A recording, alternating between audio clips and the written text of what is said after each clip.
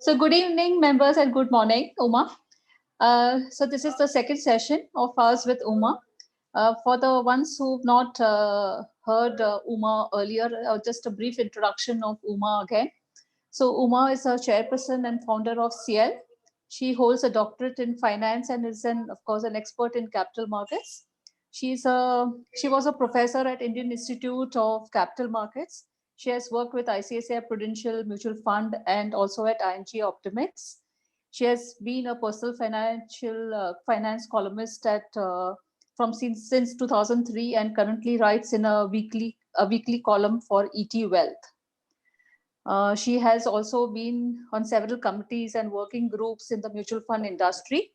She has also been a chairperson and for the examination committee for FPSB. Of course, she joins us over here from Atlanta.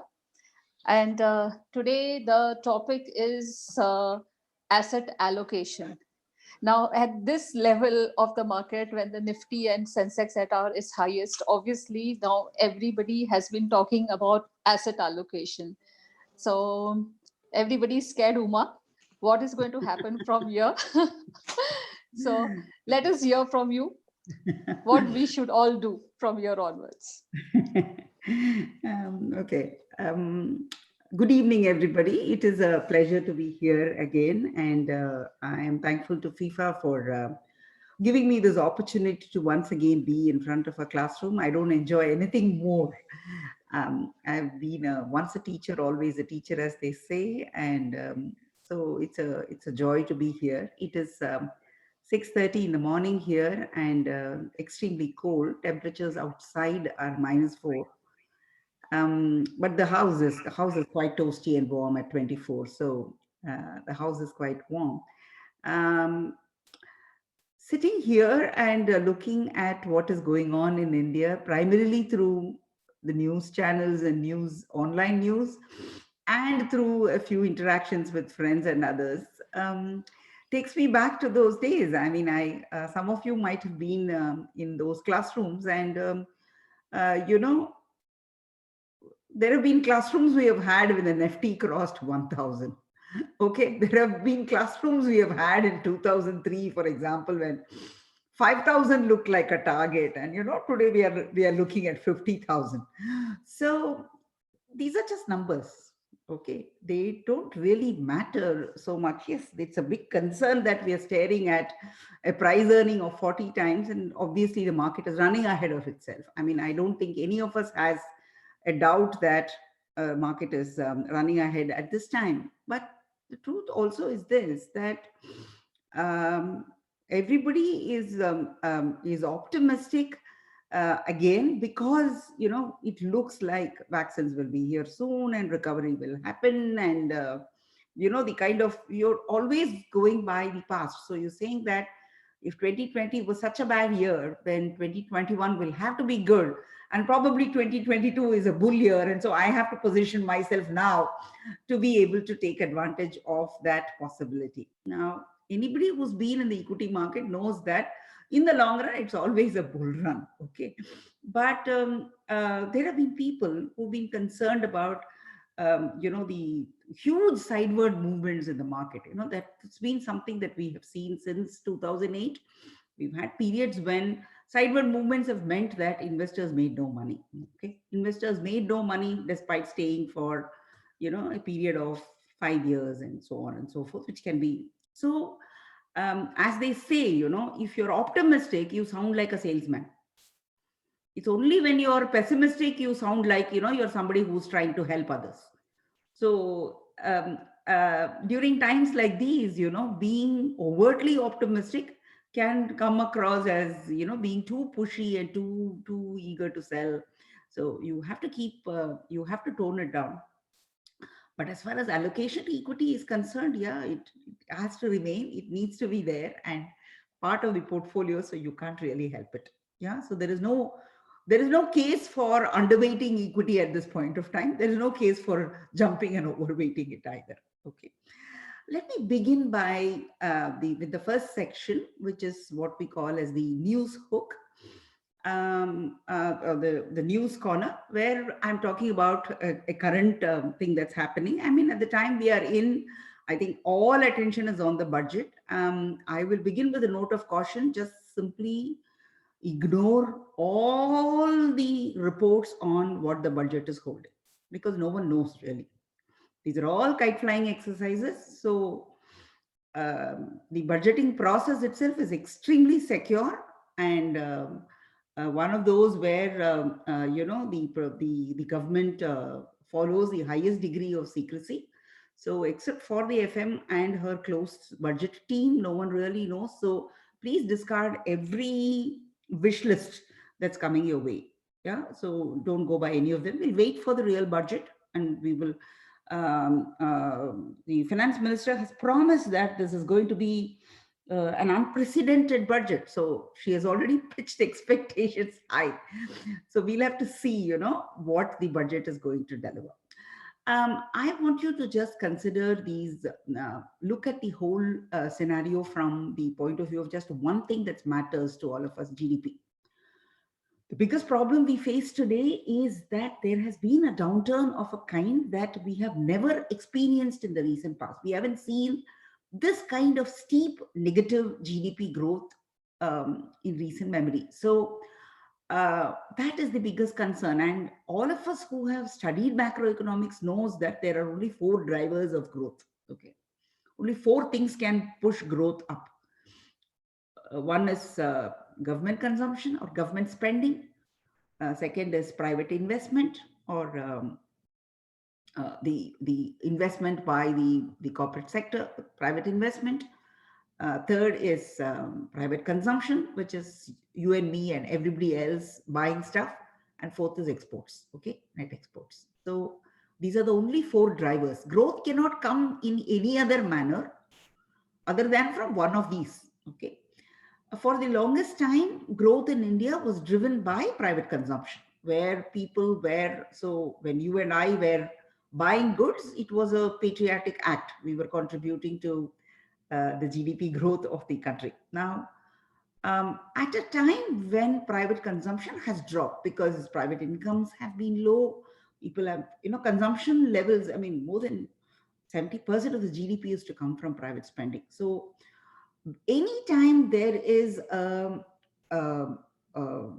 downturn, private consumption drops. And we know that private corporate investment or capital building or capital investments are low. So both of these are not at this point of time functioning as triggers that will push the economy. Exports have never been our big strong point. We've been a net importing country thanks to the oil bill. That leaves government spending. Now, in a time when the government tax collection, I mean, I'm not considering that 1 month good number of GST as something to immediately celebrate. The truth is that low growth means low tax collections for the government. So the government will have a fiscal deficit problem to address. And the key question in front of the finance minister is this: will the finance minister push aside concerns about deficit and announce plans for government spending, infrastructure investments? These have the power to trigger the economy. The government coming in and saying that these are the things that we are going to do, and have policies that enable a growth in private investment. So business-friendly policies and large-scale government measures for investing and spending, primarily coming in infrastructure and other areas. I think one can always argue that, Sensex is good and market is good, so the government must also privatize. I do not know whether they will go all out and do it. And given the way they failed to build consensus around the farm bill, and the whole thing has gone into this loop of stay and review. The government will have to have the buy-in from the. So I don't see something which disturbs the status quo, that kind of a thing happening. Rather, you will have pushing and pushing the economy ahead through spending, because there is no choice. At this time, there is really no other choice. So will the finance minister ignore and say that, look, fiscal deficit is fine as long as I am using the money for fueling growth? I mean, that's an important trade-off. It's an important call. We do not know whether the finance minister will take it. And as I said, none of us knows really what is going to happen in the what is in the budget. But clearly, we need growth drivers. We need push for growth happening to be able to remain optimistic about finances, markets, etc. So we look forward to the budget. I'll now move to the next section in my talk, which is the core section. We decided last time we had a book nook section where we went into great detail about a book which Tamal had written, and we spoke about the PSU bank's situation. So we decided that we will alternate it with, something which talks about, so we're going to bring in a practice element this time, where I'll spend the next 20 minutes to half an hour talking about the core topic of this session, which is asset allocation. Think asset allocation, I mean, sometimes there is nothing new to say at all, which is true. I mean, asset allocation is one of the oldest ideas, and sometimes you cannot say it enough because it's there and it's obvious, but many times investors lose sight of it. So let's look at asset allocation. Now, when we talk of asset allocation, we are, as I said earlier in the last session, it is the most important tool in the hand of the advisor distributor, because it is only asset allocation that will convert all these relative returns, returns with respect to benchmark, returns with, beating the market. It will convert all of that into a finite number. So if you're able to go to your investor and talk about a targeted rate of return, you can deliver it only through asset allocation. And so it's an important tool in the hand of the distributor. You're able to convert all those uncertainties into a number that is going to guide the financial goals of the investor. For that single reason, asset allocation is an important idea.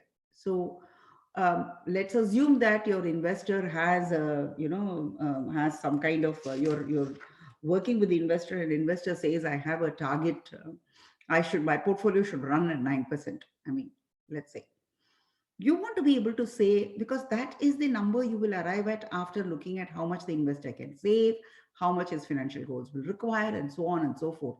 But let's say an investor says, I'm looking at a target return of 9. You as a distributor advisor will have to be able to say what combination of assets is likely to deliver that, and more importantly, what the downsides are. So asset allocation is a tool that kind of converts all the market mumbo jumbo which the investor, you filter it all. That's all for you. Taking a call on the market, taking a call on but when you're in your conversation with the investor, you need to be able to say that this is the combination of assets that we are looking at for you. So asset allocation is a key important component of your advice, and the value add of a distributor advisor comes from the ability to do asset allocation. I think I'm stating the obvious. Now, the question is of how do you want to go about doing it? Now, it's fairly simple. People use all kind of complicated models, but the idea is fairly simple. The idea, you begin with how much. There are only two questions to ask, really. How much money is needed in the next 3 years? That's your first question, really. Because depending on the life stage of the investor, depending on the situation of the investor will have certain immediate requirements for money. And there is no way that that money can be staked in the stock market or in growth investments, right? So you want to be able to assess for the next 3 years time frame. Is the child going to college? Is there a plan to upgrade to a new house? Is there a plan to upgrade lifestyles in any manner? Or is there a large spend that the investor is envisaging? So if there is a requirement, we say that the first year, if this year immediately is liquid, and the next 2 to 3 years is what is debt. So if there is it can be a retired investor with a certain income requirement. So if you're saying that next 3 years, you want to be able to make an assessment of how much money should be available, all right, to use. That amount of money will have to be in liquid and debt. The rest of it only is available for long-term investing and so on and so forth. So if you were to make this assessment, I mean, we are always talking of, I'll come to the risk a little later, but if you're looking at default asset allocation, let us say, you're looking at a 10% liquid, a 30% debt, and a 60% growth assets, which includes property, gold, and equity. Okay. And if the investor is in commodities and other things, everything else which is going to grow in value over a long period of time. Now, if you were to look at an asset allocation like this, you must remember that this is the most aggressive asset allocation that you can come up with. So there are people who say 80% of my money is in equity, or there are people who say 90%, I don't look at anything other than equity. Now, who is this kind of investor? Every time when we're making an asset allocation, we want to take into account the investor's situation before we. So, who's this investor who's doing 80% or 90% equity? Very likely an investor with a stable amount of income and a very high saving ratio. So, if you're looking at someone who's earning a lot of money, who's earning a substantially higher amount than what is required for their every routine uses, and end of the month is left with a large balance in the bank, then such an investor will see themselves as the income earning asset. Okay. So they will look at themselves as generating the income. So they are the income earning asset, and therefore their money can be in equity. So these are investors with the ability, who are generating adequate amount of income, that they don't want the portfolio to generate the income. They are able to kind of meet even larger expenses with the money that is being earned, and therefore are willing to take the equity risk. So you want to be able to, with that exception, they're also with a more nuanced calculation, you can still show that they default to the 10-30-60 ratio. So the 10-30-60 ratio is your, what do you say, is your default one size fit all asset allocation, if you will. Now the question is, now what is the kind of return? This is 60% of its return is going to come from equity, right?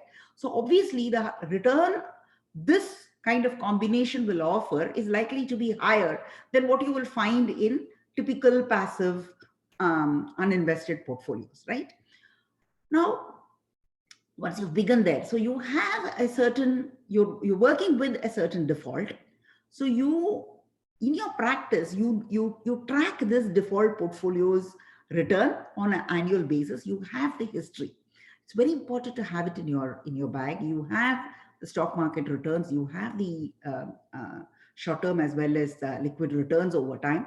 You're able to map this, and you're able to actually show over the last many years what this combination has delivered. Then the investor has some evidence to say that this is going to deliver a certain stable kind of return that will fund the goals. So that's part one. So there must be, there is no other way to do asset allocation than an investor need-based allocation. So why this combination will fit all is because even to a retired investor, a 30% availability for drawdown is a good one. Okay, you're using 30% of your money. 60% of your money is available to leave behind. Many people tend to invest like that. Okay, so that's default, as I said. Now, the next question that we want to come to is, how are we tuning this? You want to tune this primarily for risk. Because what happens is, when you say 30% debt, for example, 30% is the only buffer that you provide to that 60. It's important to take a risk view of asset allocation. Now, what does this mean? Well, let's assume that you're looking at stock markets providing something like a 12% return over the long run, and assuming that it comes with a 10% risk, 10% standard deviation. So what you're looking at is the possibility that the return will become negative. Okay, that your stock market return There may be a year in which the stock market has done, for example, a minus 30. Okay. So the market has fallen dramatically and so on and so forth. So how much of that risk the investor is willing to take? Because I'll come to risk in a bit, but how much a downside, how much it affects the portfolio and how much downside. I want you to just pause for a minute. Consider this number, which I've given you, okay? There is a 12% return, there's a 10% standard deviation. So what does that mean? That means that that distribution has a 30% up and a 30% down to the 12. So the highest return that you're looking at is like 42%, and the lowest return that you're looking at is like minus 80, okay? So 10 into 3 is 30, and you're looking at 12. So minus 18 is what you're looking at. So if you're looking at a portfolio like this, a portfolio with 60% allocation to equity and having this kind of risk, I can increase the risk further if you want, okay? Can you think about what will be the actual allocated downside? Allocated downside is to say that 60% of the portfolio is in equity, 30% is in debt, and 10% is in liquid. How much might be the worst case downside of this portfolio? You can put in some numbers in your in the chat window, which is open, and I can see how much do you think is the downside in this portfolio. Think about it for a minute. If you work out the numbers, okay, you'll find that the downside of this portfolio is about 7.5%. It will lose about 7.5%. So stories of downside tend to get overplayed, you see. A portfolio losing 20% and all of that is such an abnormal event. Our problem is really this, that we don't take a portfolio view. You just take the one stock that you've invested which has lost. You say, oh my God, I lost 40%.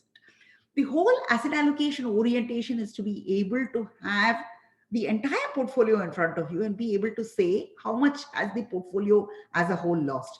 I don't know how many of you were in the asset allocation classrooms that CL used to hold.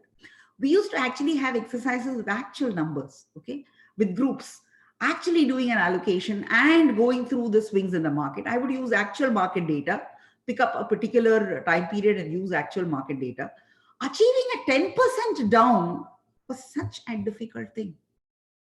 Portfolios losing 10% was such a difficult thing. So somewhere, if you begin to do this exercise is when you're able to have conversations about downside, which is what risk is about, which means that 60% equity is modified primarily for the investor's willingness and ability to bear risk, which means if the 60% is going to provide a 7% downside on my portfolio, am I comfortable with that? Am I comfortable with 60% of my money losing, for example, providing a negative return in a particular year? Am I comfortable with that? Many investors are not. So you start tuning it down. You start bringing it down to 50. You start bringing it down to 40, which means there is a need-based portfolio that is being created, but that is always modified for risk. So your final allocation for your investor, so your investor who is, for example, if there is a retired investor whose income requirements seem higher and whose willingness, ability will be high because they'll have a lot of wealth, whose willingness to bear risk is lower, then you want to reduce the equity allocation. To get a retired investor to look at anything beyond 30% in equity is a challenge. A token 10% is what they will do, or they might do 20, they might bring it up to 30. So you want to be able to, how much equity should a retired investor have? It will be determined by the income requirement. How much is the income requirement? How much of the portfolio should generate income for their purposes? The rest of it can be in equity. So the second step is modifying what you have for risk. And there I have to bring in the whole risk assessment process. There's no need to make it elaborate. It is just, there are only two sides to risk: willingness, ability. You talk to a young investor, they're very willing to take risks. They will punt on everything. They will be willing to look at the next IPO and put all the savings that they have in it with the hope of making some money on it, because they're willing to take risks, because they're confident about future incomes. They're confident about recouping losses. and they are willing to take risks. As the investor ages, you will find that the investor's willingness, confidence about income can drop, particularly after retirement, and investors will not be willing to take risks. But ability is dependent on the amount of wealth you already have. How stable is your salary? How much are you saving? How much have you already accumulated? So if you look at this young investor, one loss, they will have a severe impact on their wealth, because their ability to bear risk is lower. Whereas an investor with a certain amount of money already will find that he is able to bear the risk. His ability is high, his willingness is low. So, as a distributor advisor to the investor, you need to be able to balance these two things. What is the ability of the investor to bear risk? So, the investor can have the highest amount of wealth, but will not tolerate even a small reduction in that value, would mean that the investor is able to bear risk but is unwilling to bear risks, right? So, you will have to tune to be able to see how your asset allocation is based on this preference of the investor. So, that's what you're trying to measure. Now, once we have said that, so you have to have the target return to begin with. You have a default allocation, then you tune it to the target return. Then you are going to modify it to the income requirement and the downside risk capabilities of the investor. So you have a portfolio which is actually aligned. This is what we call as a strategic allocation for the investor. So the investor's growth component, income component, liquid component is primarily driven by this is all the conversation is about. It's primarily driven by how much money is immediately needed, how much of the downside is the investor willing to take without a problem. And it's not based on what the investors say, but your assessment of the investor's ability and willingness to bear risks. So that is the core proposition. This is something, and as I said, if you're able to do it, it doesn't require any major math. You just use one worksheet. I think some of you were participants in the one sheet financial planning that we used to do at CL. So you just have one page in which you have listed everything that the investor is holding, all the assets, all the incomes, and all the streams of savings and incomes that are happening. So you just have three columns there, which is how much is the accretion to the wealth, how much is the withdrawal or drawdown from the wealth, and how much is remaining, right? So if you have a phase in which you are just adding to the wealth, then your ability to have growth assets is higher. But if you have requirements for which you are drawing out of the portfolio, your requirement for income is higher. So your ability to work with these numbers over a period of time will tell you where you are as far as the allocation is concerned. So there is no need to sweat over each financial goal should have a particular asset allocation. Investors are not able to divide their wealth into such fine compartments. Now to the next three ideas, which are the ideas of tuning. The core thing is rebalancing. Okay, that's the biggest challenge for the distributor advisor, because consider, for example, someone who is in their 50s, who have not yet retired, and whose biggest wealth is the home they are living in. So you have so many people whose property today, they have a 3-bedroom flat. So the property today is worth over 1 crore. Okay. But their retirement benefit, after all the withdrawals and everything else that they've done, the retirement benefits are going to be 25 or 30 lakhs in PF. That's it. So you have an investor who is going to be having a much smaller investable corpus available, but a much larger chunky asset, which they will not, it's an extremely tough conversation to convince the investor that they don't need such a big house and that they can sell it off, push some money into the investment portfolio and live in a smaller house. That is rebalancing. Investors will be very unwilling to make that rebalancing call, because they will believe that it's a certain status downgrade to sell off, or it is like virtually telling the world that I don't have enough money. Now, what will happen to this investor? This investor will suffer lifestyle compromises. So the investor will live in a bigger house, but have much lower disposable income to be able to manage the household. So you will find that there'll be extremely frugal living. Many people subscribe to that idea in retirement. They believe that retirement means living simply, living frugally, cutting down expenses, and so on and so forth, because the income has come down. Um, Rebalancing refers to ideas like these, where you find a disproportionate amount. Now, what is the ideal, one would ask? Like, typically, we would say that if 30% of your money is in the property you're living in, 30% is in growth assets, 30% is in income bearing assets, and 10% is in liquidity. You realize we keep going back to the default because it's a fairly simple default. So you have 60% in assets, but 30% of it is house, is your property, and 30% of it is in other growth assets. You're in a comfortable position. So at retirement, if you're able to get to, you know the reality that everybody's growth assets is not in equity. A part of it can be in property. So you want to make sure that the property is not disproportionately a large one, because if it's a self-occupied property, it's not going to generate any income. So it's going to be an asset that you're going to pass on to your next generation, and you will find that you're not it's not generating any income. Reverse mortgage and all is like an extreme situation. You should not be, it's like you should not be thinking about it as a normal choice. So there will be situations of rebalancing of this kind. Like, for example, now there can also be tactical rebalancing.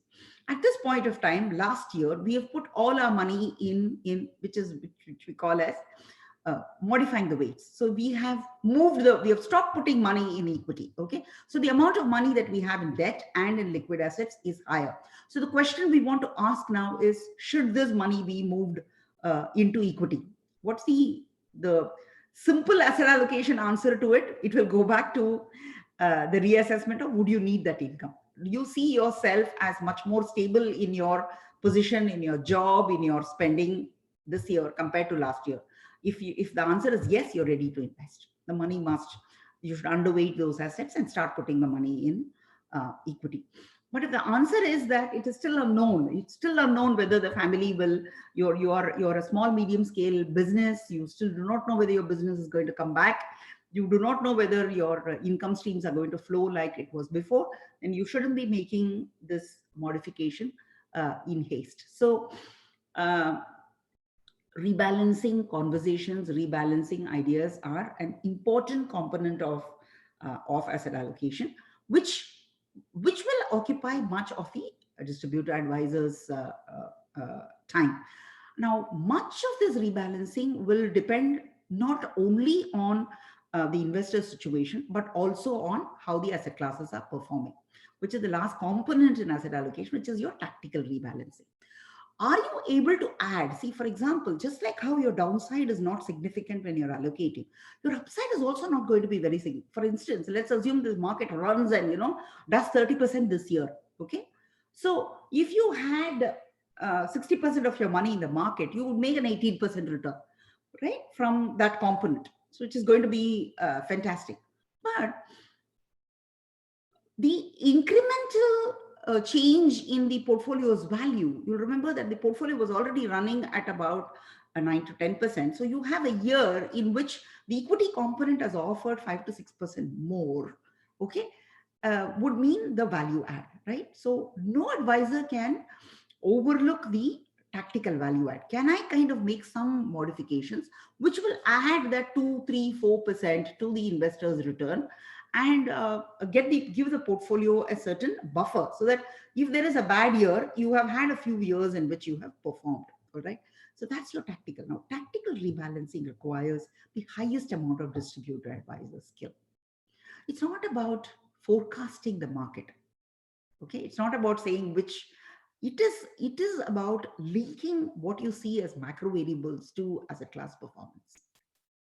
That's the skill to acquire. Most of CL's wealth management programs are focused on just this one aspect. Am I able to look at the macro environment and take a call, like a fund manager taking a call on a sector or on a stock? Am I able to take a call on the asset class? That's the job of the value adding advisor distributor, right? So from a macro perspective, if I'm seeing that, for instance, I'm saying that there will be effort for enhancing GDP, which will translate into lower interest rates for a longer period of time to encourage investments to happen. And the government will push for investments in infrastructure, right? Now, if this environment is there, a lower interest rate and a higher government spending combination, which is what we spoke about earlier, there's no way equity will not do well.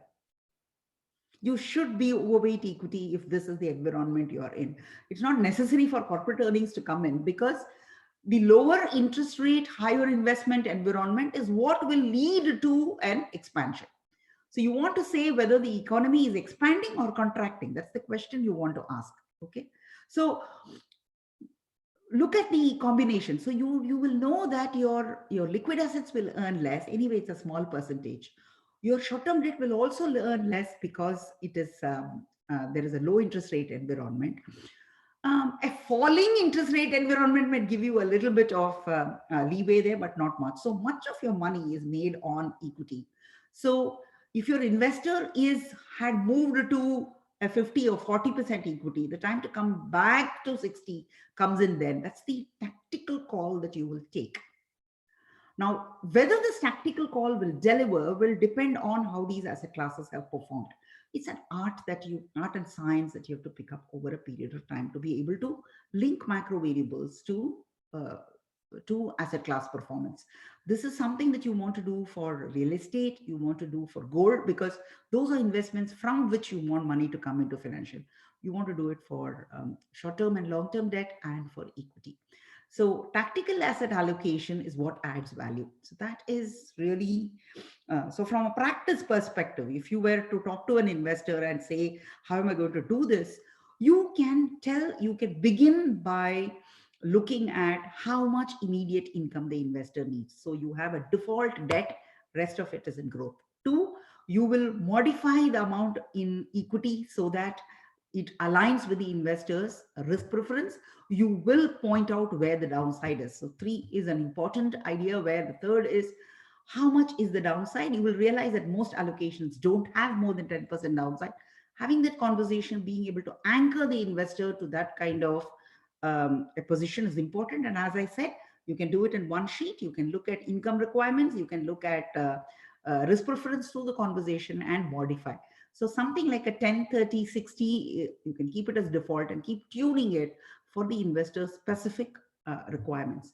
Now, having done this, in real life, you will find investors' portfolios require rebalancing. You will have to rebalance them. Those are the toughest calls to make, but these are calls that enhance the client distributor relationship, because that is where they will see the power of persuasion that you have and what experience and conviction you bring to bear on that question. The last one is tactical value add. That is advisors forte. That is the value you bring to the table, where I have been able to modify and say, I've been able to track where the macro is, take a call on where asset classes are performing, and be able to tune the portfolio. So that is the end of that section. Are there any questions? Sangeeta, are there any questions that...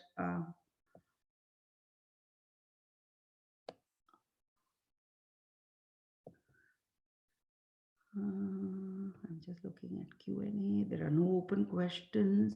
I'm looking at the chat window.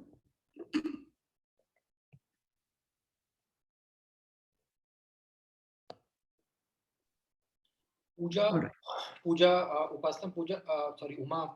Kalyani wants to ask a question. Sure.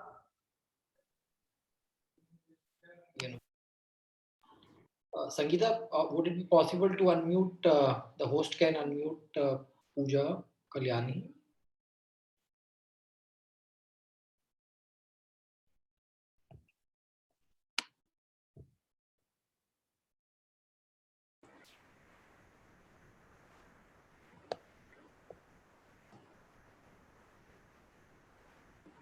Himanshu?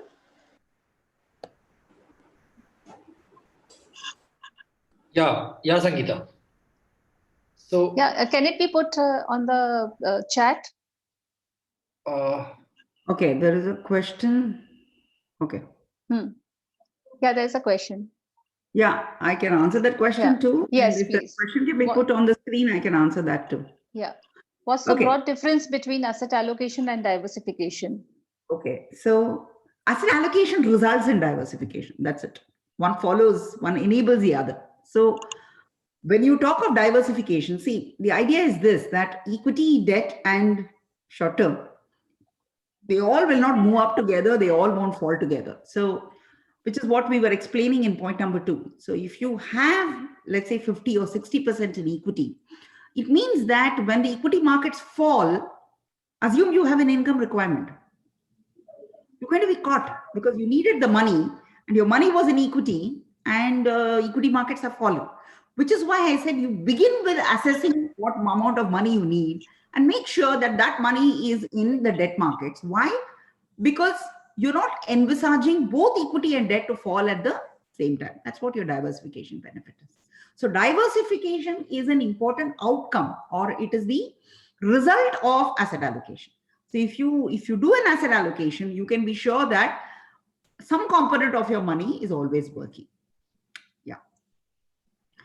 Himanshu, there are some questions, right, from somebody else?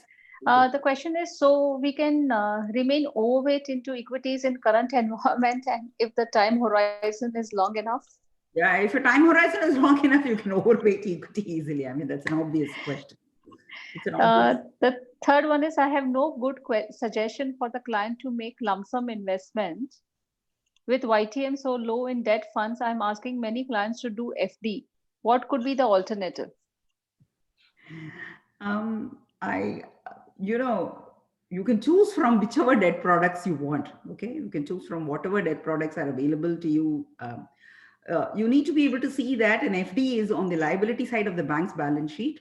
A short-term debt fund is on the asset side of the bank balance sheet. So you need to be able to see, that it's the same lending market, right? And the cost, the expense ratio, while the net income margin of the bank will be 3% or 4%, the expense ratio of short-term debt fund is much, much smaller. So you will get access to the same market at a lower cost. So that's the case, really. It is, what do you say? If you went only by the YTM, which you were observing over a period when rates have been at historical low, then there's an immediacy bias. You think that that is the return that's going to be available in the future too. So I had a question, Uma, that when there is a retirement which happens, and if you're talking about this asset allocation today, nobody wants to say if you have a crore, like what you said, worth of a house, nobody would think about selling a house, even if at all the income that you have from the other assets is as low as 25 lakhs of rupees, which is not possible for, I mean, from a house, you cannot sell it, because everybody wants to own at least a house, and especially if you've owned it, you cannot. See, that's what I was saying, that some of those rebalances are theoretically very obvious, but practically impossible to implement, which is why we call these people as asset rich and cash poor. So they will be living in a large house, but they won't even be able to afford the maid's salary, for example. So as they become older, you will find that the house, the maintenance of the house, they won't be able to spend on maintaining the house.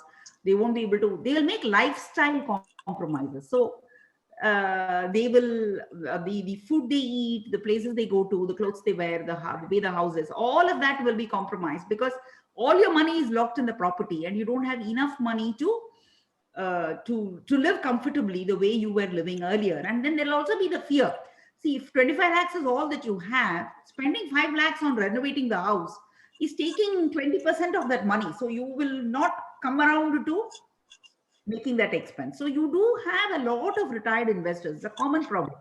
They are asset rich and cash poor. Right. The next question is, what ratio you suggest in asset allocation for real estate, gold, equity, and any other asset? As I said, you can, 60 is your best case. Most aggressive allocation is 60%. All right. Now, you want to be able to tone it down if there are other requirements or if there is a risk aversion. So 60% to equity, that is what you are saying.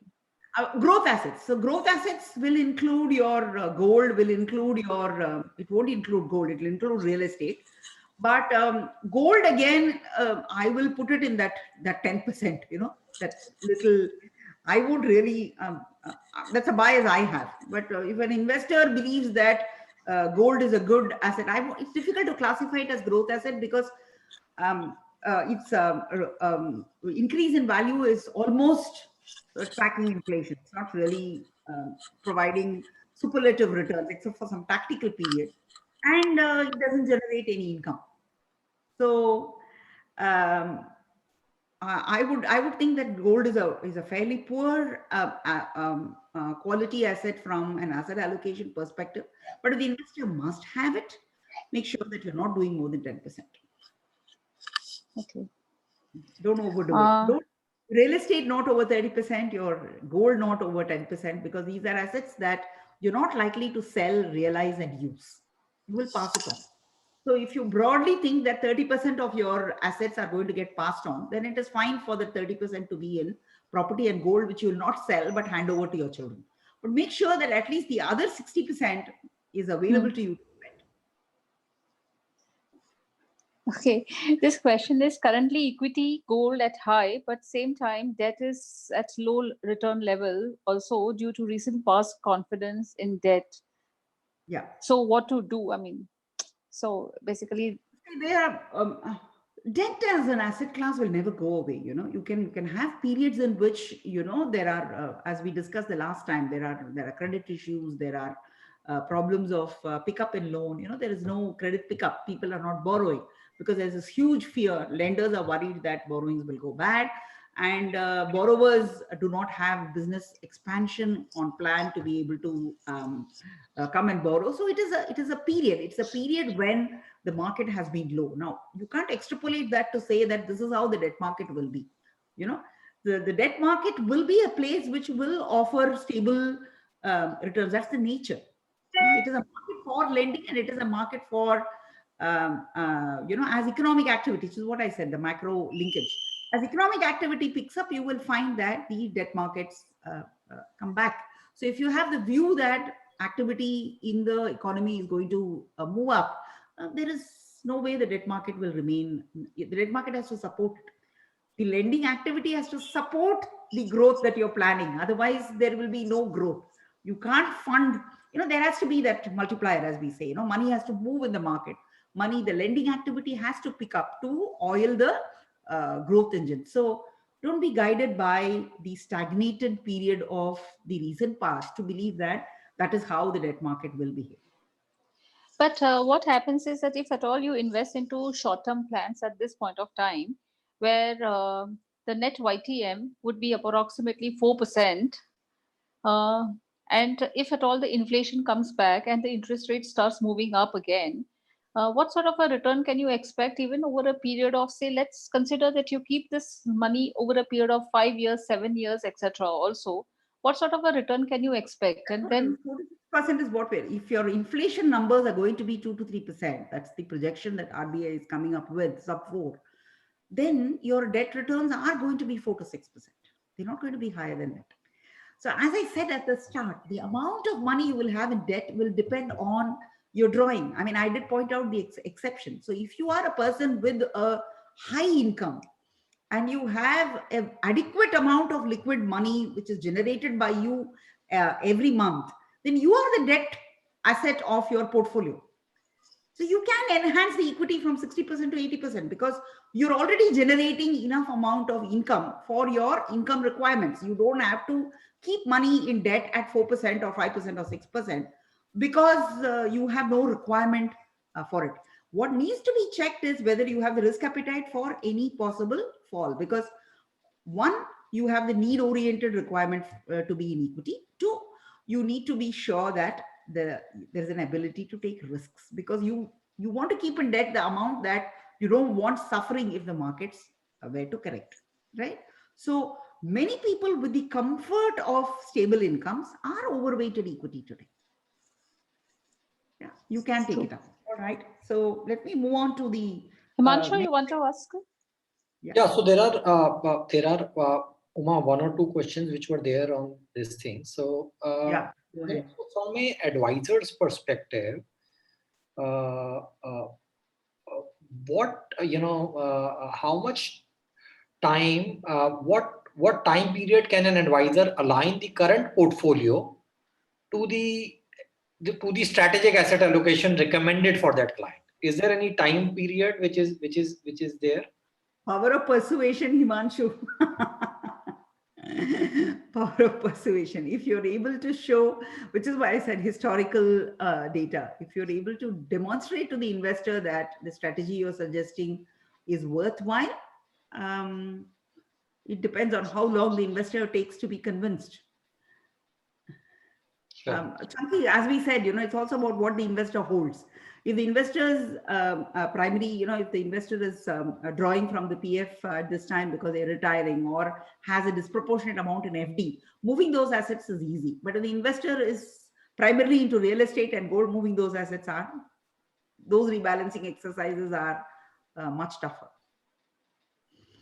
And then, of course, we can continuously have this conversation for why there should be equity in the portfolio. That's again a power of persuasion. Why you should have equity and why that allocation, somebody who's at 10, moving them all the way to about 40, let's say a retired investor, it's going to take some time. They will continue to see the risks in being in equity. So the time it takes to persuade and make your case is the time it takes to rebalance. And Uma, one are, obviously, where does in this entire thing, products which have auto balancing already there, you could have balance advantage funds, balance funds, multi-asset funds. Where do they fit in from an advisor's perspective? They're doing the advisor's job for them, right? The fund manager is doing the advisor's job. That's what these products are. All products that mix asset classes are products that are doing the advisor's job. So if you believe that these are products that make it easy, one-stop kind of a product, you can use them. But it's important to remember that the fund manager will take that call. So in a balanced fund, how much will be in equity, how much will be in a debt is not something that you control, but the fund manager can take the equity all the way up to 80 or bring the equity all the way down to 50 or 60. So all these products are, what do you say? They are ready-made and available, but I think it's important to have a caveat here that these products will have multiple fund managers. Okay, somebody will be taking care of the equity component and somebody will be taking care of the debt component. So if you're convinced that the fund house is doing both these tasks reasonably well, these products will do well. If you find a situation in which the equity funds of the fund house is lagging, you will find that the balanced products and others also are lagging. So it's very important. There is a selection idea there. You might select, when you select the funds, the best equity funds might come from one fund house and the best debt funds might come from another fund house. So when you're choosing an auto rebalancing product, you are betting everything on the single fund house. That might also be a risk sometimes. My final question, what is Uma's asset allocation? Mine is 80% equity, Himanshu. And are you adding at? I mean, okay. So if I were to add 80% growth, if I were to add real estate as well, I hardly invest anything in debt or in liquid. Whatever I have in debt or liquid is just something which I'm just waiting to invest. Like for example, I have got something and then I'm waiting to say, I don't want to invest now and I'm waiting. Otherwise, my money is all in equity. Sure. So what do you think about international funds also? I don't want to discuss specific products. Okay. Okay, but let's put it like this, that the money is in India. Okay. I do look at stocks here in the US. I know that there is a lot of positivity about US at this point of time. Growth numbers are expected to be very good from Q2 onwards. And there are always new businesses. Okay, there are always new ideas. And when you hear these new ideas, you're like so excited about how good they are. But growth and those kind of, my advisor will tell me that 6% is the rate of return to expect. So 9% is very good. So I would say India anytime. You know, in terms of opportunity, I think India is a great place to invest in. All right. So let's move on. I think we'll move on to, I will go to the next, how are we in time, in terms of time, Sangeeta? Yeah. Uh, so we have some more time. Okay, We I'll have take another another half 15 an hour. minutes because there are two segments I want to address. Yes. The first one is the behavioral bite that I would provide, which is that, you know, this time I wanted to say that you must always be aware. One of the core ideas in behavioral finance is that people feel that losses are 2 times more painful than gains. Now, that is what brought the behavioral economists the Nobel Prize, that insight. We call that the prospect theory. People don't treat loss and gain similarly. They are more affected by loss than they are by gain. So, which means that people will have a tendency, if you have a portfolio and you have to generate some liquidity, you're most likely to sell what is winning rather than what is losing. You won't sell a losing stock, you will sell a winning stock, because selling a winning stock makes you feel good that you sold and made money. But whereas selling a losing stock will fill you with regret that, you know, you made a wrong decision and you lost money because of that. So people tend to postpone that decision. People tend to not get rid of losers because they don't want to feel that sense of regret.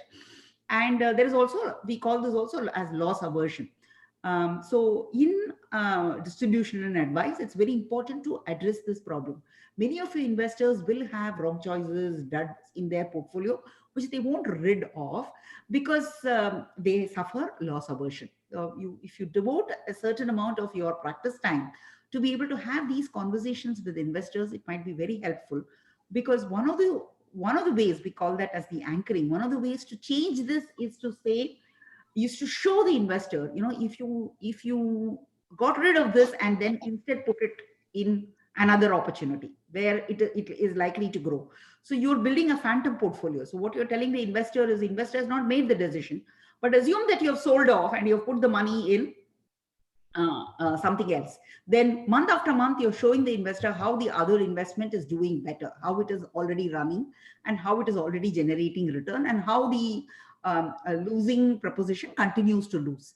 Then in some time, the investor will see the opportunity cost and be able to make the shift, say that, okay, let me move the money, or move the money in gradually. But it's important to understand this presence of the bias. It's very, very widely present, and investors are unable to solve it for themselves because of loss.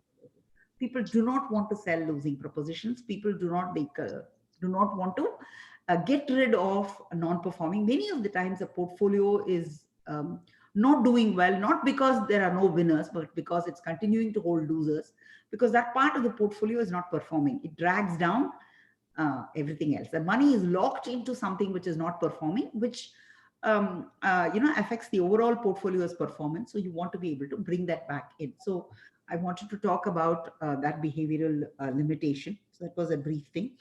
Then I want to talk about books. I will, in the interest of time, restrict it to some top 3 books, okay, which I'll recommend. I will put in a disclaimer here. I know that there are several Indian authors. There are several people in this community who have published. I am not undermining any of the books. I'm just protecting myself from bias. Most of them are friends.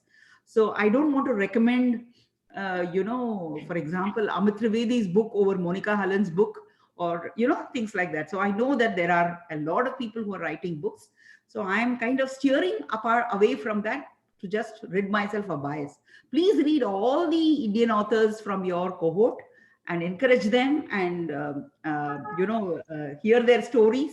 These books are not very expensive either, so please buy them and please read them and please have fun and give them feedback.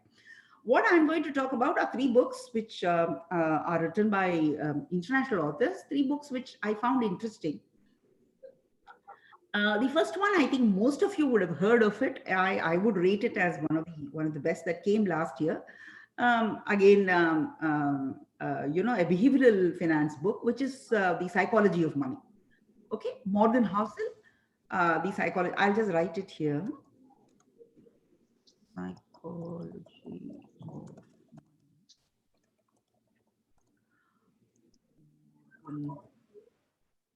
house. I've just written it in the chat window. The thing is that this book is easy to read. It has about 18 stories, okay, 18 things to remember. You know, this is how you know, for what happens to you, you worry about it a lot, but it is a small event in the whole scheme of things. Allow yourself for error. Don't worry about getting every decision right. You know, you might want to prepay your home mortgage, even though the rate of interest is low. You want to pay off the housing loan so that at least the roof above your head is not in alone. So it's all right to make those decisions. Every decision doesn't have to be financially savvy or Excel sheet driven. Many of the times it's behavior driven. And of course, wealth is what you keep. It's not what you spend. So do not be guided by people who spend a lot of money and, you know, keep up with the Joneses. And so these are things that we know, but the way in which it has been put, you know, you will change. For example, one of those things is you will change. Notions that you held very dear to your heart when you were younger, over time they may change and you might change your behavior. But this is a nice book which converts what we know in behavioral finance into important personal finance questions that we deal with in practice, where you are able to, you know, look at these limitations amongst your investors, and you're able to identify that this is what is holding them back.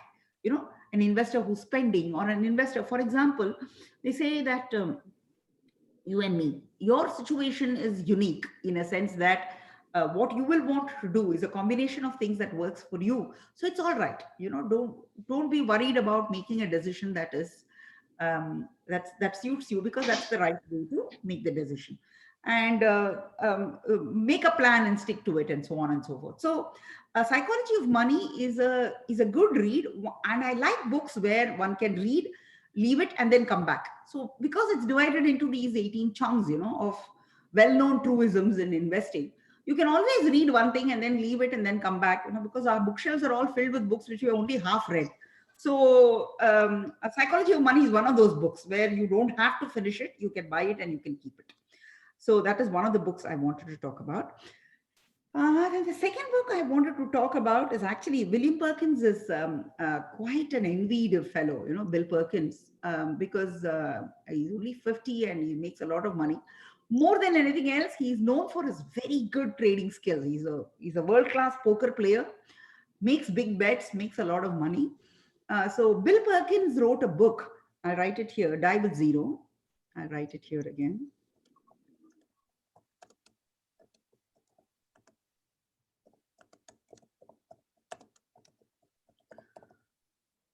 Now, Die with Zero, Bill Perkins, of course, it's a nice, lazily written, very informally written kind of a book, so you'll feel good. But the idea in this book, the core idea in this book is, do not save all your money and invest all your money and think that, you know, retirement is your biggest goal, and then, you know, somewhere down the lane when you retire you'll use the money. He says life's experiences have to be created as you go along. So if you want to bungee jump, you can do it when you're 30. You can't do it when you're 60. So he says, Die with Zero is a book which talks about, you look at where your life is going to end and decide on your experiences based on the idea that you have to do things when you're younger. You have to do things before you die. Yes, but you can't really see all of the world between 60 and 80. Right? So he talks of various rules that you will put for yourself, in which he talks of creating experiences. Essentially, this is a book, not a book about saving, but this is a book about spending. This is a book about creating some little experiences for yourself when you have the money, identifying where the buffers are available, okay? And make sure that you're able to enjoy life. So have a philosophy where you are living deliberately, you're living without fear. Don't live with this fear that you'll run out of money. Yeah, don't push everything out to later. Prioritize life now and start doing things now so that you're able to, there's a time to enjoy these things. He says it's in the early days of a romantic relationship that you will shower your other with gifts. I'm hoping the men are all hearing this, okay? So please buy all those nice gifts for your wife when she's still young, confident, feeling nice about it. Don't postpone it to much later. I mean, I remember my doctor friend's wife. She's saying that I was pleading with him for a holiday all my life. Now this man says, let's travel the world when my knee is gone. I can't even walk. So the poor doctor will go to his grave with that grudge of his wife that you didn't take me anywhere. Yeah. Because he's now ready with the time, the money. It's just that she has grown too old and is not able to, not as mobile. Die with Zero is a nice book to read, to think about how to enjoy life along with spending and along with saving, and how to balance the two. There are some very nice principles there. Personal rate of return. He doesn't say it as just a philosophy, but he points out to you how you can actually do it. So it's a helpful book to be able to make allocations for spending and for experiences while you're living. The third book I want to talk about is, I'll write it here. It is called the Broke Millennial series, very, very popular. Okay. Broke Millennial, as a series, it began in 2017 with a very popular book that went and spoke to the millennials and told them that, take charge of your finance. Yeah. Don't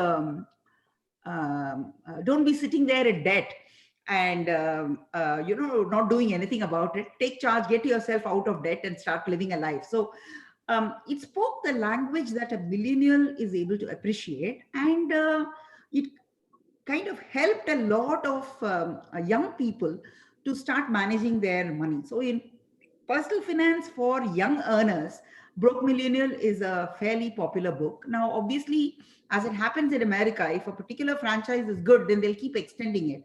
So Broke Millennial has been, so Erin has been publishing a book virtually every year. She already has one in 2020, which I'm recommending, Broke Millennial Talks Money. I'll talk about the book. And then there's one more book which is coming up in 2021. So it looks like it's going to be a series. But Broke Millennial Talks Money is a good book because what it does is it creates specific situations and gives you conversations in those situations. For example, you want to be able to negotiate with your boss for a hike. How are you going to work that out? How are you going to talk about it? And how are you going to? So there is a mock conversation that is also present. And sometimes that, to my mind, that becomes too much handholding, but I think it is there. The second book is Die with Zero. Yeah. Now, for example, how are you going to have a conversation with your parents, asking them whether they need your support after they have retired? Are they going to be fine? Do they have enough money to take care of themselves? Are they going to lean on you as the child? And how much can you do and how much you cannot do? How to have a prenup conversation with your fiance to be able to say that there must be a prenup agreement, or there's no need for a prenup agreement. How to tell the friends that you cannot spend like them. Friends are all going together for an outing, and then you know that that outing and that eating at that place, going to that place, staying in that place is going to make a dent in your pocket. So you can't really afford that. But many times what happens is you end up going, spending, and then feeling bad about it, or accumulating credit card debt because you did it. So Broke Millennial talks about these situations, and it describes the situation. The model conversation it provides will give you some clues. Will say how you can bring that up without it being too uncomfortable. So Broke Millennial Talks Money is some of these examples, and I do believe that um, these examples also will help in advisor client interactions, bringing up questions of money, asking the client, have you saved enough? um, uh, are you investing? Are you saving enough? Are you investing enough? And those kind of questions. So these are three books that I wanted to talk to you about. So that pretty much brings us to the end of today's session. I'm hoping it was helpful. Questions, I'll answer them. Yeah. Yes. Yeah. I'm looking at the Q&A. 1 second. Yeah. Sangeeta, there is Yes. one or two questions in the chat window as well. Himanshu, yeah. Uma, there is this question. Generally, the member is writing that I do rebalancing on an annual basis to avoid exit load and short-term capital gain. Is this right? Yeah, it's fine. It's fine. But Rebalancing doesn't have to be tactical. Okay, it can be tactical where there is an opportunity in the market that's available. Okay, but if that provides a lot of stress, see, timing decisions always are stressful. Is this the right time or not? Okay, so if you want to calm it down and say that, you know, as soon as I file my tax returns, I will start looking at it. Or as soon as the financial year is over, I will do it. Or as soon as the new year begins, I will do it. If you're comfortable, or there is a particular time period where you, in your work, feel that you have time. You know, it's not a high pressure month for you. So you know that the month of April is good. You know, my annual targets and all have not been set, and, you know, I can kind of do it. So if you want to do it annually for all of these reasons, you should go ahead and do it. Doing it anyway is more important than when. But is it necessary to do it every year? No, you can take a look. You don't have to make big modifications. See, changing your allocations dramatically. You're not going to take equity from 80% to 40% or take debt from 30% to 60%. You're not going to make that kind of modifications. But looking at your portfolio, removing things that are not working, taking a look at your return and saying that, is this doing enough? Am I doing enough here? Even moving your equity from 60 to 65, for example, is a reallocation decision. Pushing it down from 60 to 55, or making the decision that this year, my additional accretions, I'm not going to put into equity, I'll keep it in debt. That's also an asset allocation decision. And there are people who do nothing. They're also making an asset allocation decision. They're overweighting liquid. Yeah. I know a journalist friend who has 1 crore in savings bank. She can, neither can she decide, nor can she allow others to decide. So the money is just sitting there. So she's practically overweight liquid. Right. It's an asset allocation decision. So it will have its own repercussions. Yes, absolutely. Yeah. There is a specific question on debt equity ratios, 80-20. I'm in need of an office. Rental yield is 6%. Should I buy an office? 6%. I'm wondering where commercial rental yield is 6%. I'm very curious. Is it even real? I'm wondering. Do you have, I know that rental yields in India are very, very low. I do not know where this number is coming from, but anyway, take it at face value. And I'll say that whether you will own an office premise or not depends on how you will fund it. If you're planning to borrow and fund it, it will work out much better than tapping your equity, because putting too much of your equity into your business is the wrong strategy to begin with. You want to keep it low. You want to keep your business growing. You want to generate a certain amount of income, get stability in that income, and then think of further investment, right? So if all of those conditions are met, your ability to service debt will be higher. But if your business is new and you still do not know how much income, how much profits you will generate, tying yourself in debt will be a wrong idea, and tying yourself in own property will also be a wrong idea. So the answer to that question depends on how stable are the incomes of your business and what is your view of how stable these incomes will be. So if your business is generating an adequate amount of cash, then your ability to pay the EMI or the rent or the loan repayment is going to be higher. If it is a new business, I would think so. Of course, there's very little information for me to say this, but this is the principle. You need to be able to have adequate amount of incomes to be able to take on something like this. But if you're thinking that you will liquidate some of the equity and buy some residential property, I would say no, because you are investing equity. When you're starting business, your money should be in the business, right? You're taking equity, very high cost money, and you're putting it into real estate. So you're actually diversifying. So you have some money in the business and some money in the commercial real estate. Perfect. So I would not recommend it. Okay.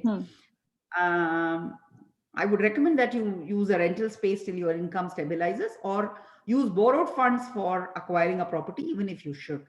And the caveat there is that your business must generate enough income.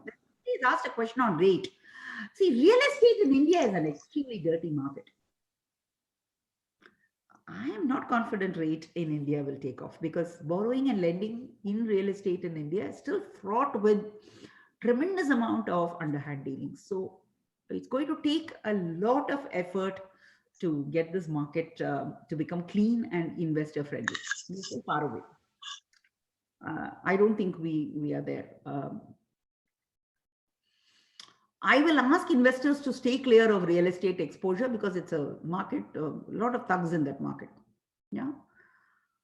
How much allocation should one have in mutual funds? The mutual fund, it's good to get a question from you, Harshendu ji. I'm very, very happy to see your question. The thing is, you know, mutual fund is a vehicle to implement the asset allocation. Okay. So when I say equity allocation, equity can be done in various ways. You can invest in an angel fund, you can invest with your friends in stocks, you can invest in a portfolio management scheme, you can invest in a mutual fund. Okay, you can invest in a index. So equity allocation can be implemented in various ways. So mutual fund is only a implementation vehicle. And as we speak, it is a fairly efficient implementation vehicle for a simple investor because it comes at a reasonable cost and is in a competitive environment. In a competitive environment, performance will be at a premium. Okay? People, money will move. So because mutual funds perform in a competitive environment, they come under pressure to do well, to protect what they're holding. So, and private led and competition. So it's a fairly, and there is a good track record as well. Good process orientation. So I would, I will remain a mutual fund person all my life. I mean, you can call it a bias, but I believe it's a fantastic product with so little appreciation for how good it is because there is a ready portfolio, right? So, no, I suppose his question must be how much should be the mutual fund allocation versus maybe the direct equity.